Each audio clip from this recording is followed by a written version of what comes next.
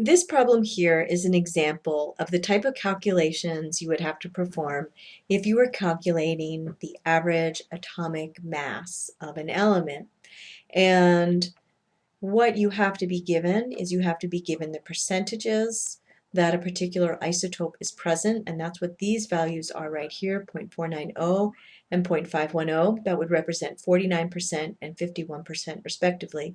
And you would also have to be given the actual mass of that isotope, and that mass will be given in units of AMU. And these are two fictitious masses. I just made these up to show you how these calculations work. So when we calculate the average atomic mass, we take our percentage, change it to the decimal that that percentage is equal to by moving our decimal point 2 places to the left, and then once it's in decimal form, we multiply it by the mass of that isotope. Now, when I put these values into my calculator, I get lots and lots of digits. I've written all the digits that my calculator gives me. And I'm going to keep track of where my last allowable digit would be.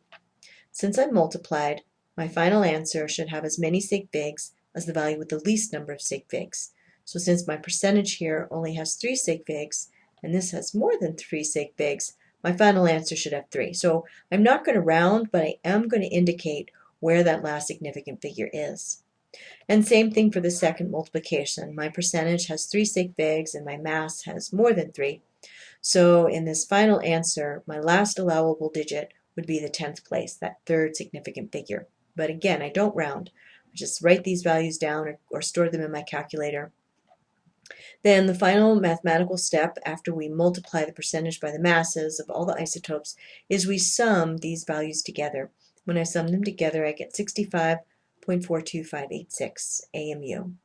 And so now we want to round our answer according to correct sig figs.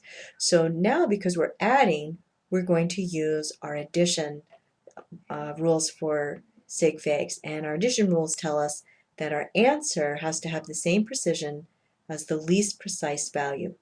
So look at my first value. The last allowable digit is in the 10th place. And that's same for the second value. My last allowable digit is in the 10th place. So my final answer has to be expressed to the 10th place. So when I round, I underline my last allowable digit.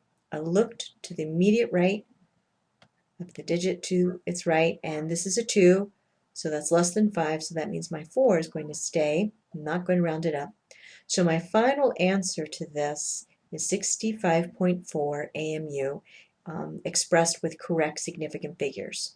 So when I multiplied, I kept track of where my last allowable sig fig was, and then when I added, I used where those last allowable digits were to determine where my final answer should be. But I don't round until the very, very end.